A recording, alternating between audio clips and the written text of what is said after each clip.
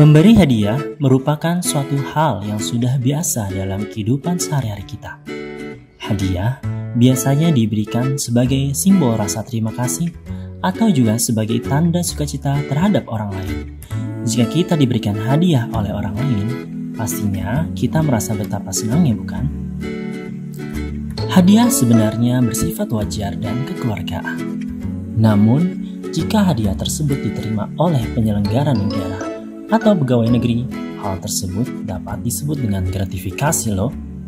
Gratifikasi adalah pemberian dalam arti yang luas, meliputi pemberian uang, barang, rabat, komisi, pinjaman tanpa bunga, tiket perjalanan, fasilitas penginapan, perjalanan wisata, pengobatan cuma-cuma, dan fasilitas lainnya.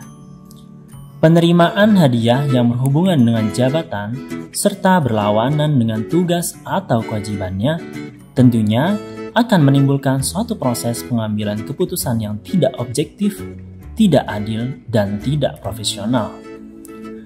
Mahkamah Konstitusi sebagai lembaga peradilan modern dan terpercaya sangat menjunjung tinggi integritas dan zero tolerance terhadap semua yang berhubungan dengan gratifikasi. Dalam pelaksanaannya, Pusat Teknologi Informasi dan Komunikasi sebagai salah satu unit kerja yang berperan penting dalam proses digitalisasi informasi dan komunikasi, berusaha semaksimal mungkin melakukan tugas dan kewajibannya tanpa mengharapkan hadiah atau imbalan dari pihak manapun, baik itu dari pihak internal maupun pihak eksternal. Pusdik Mahkamah Konstitusi menyadari betapa pentingnya bekerja dari hati serta selalu mewaspadai tindakan gratifikasi dalam berbagai bentuk.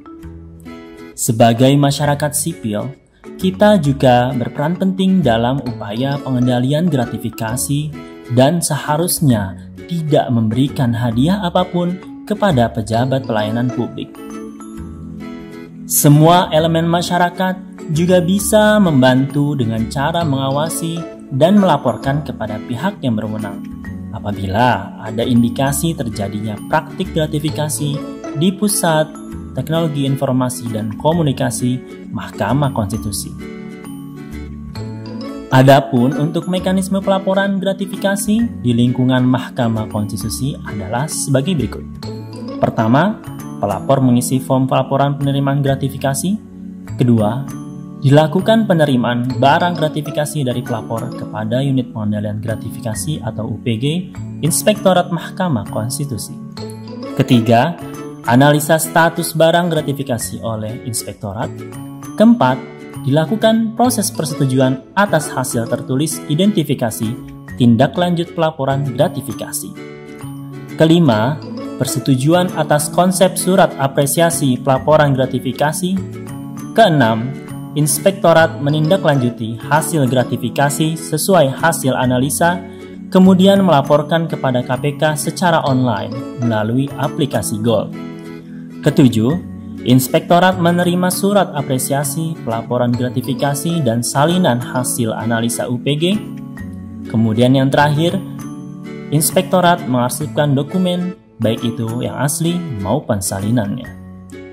Mari tolak gratifikasi demi membangun negeri bersama Pusdik Mahkamah Konstitusi Republik Indonesia.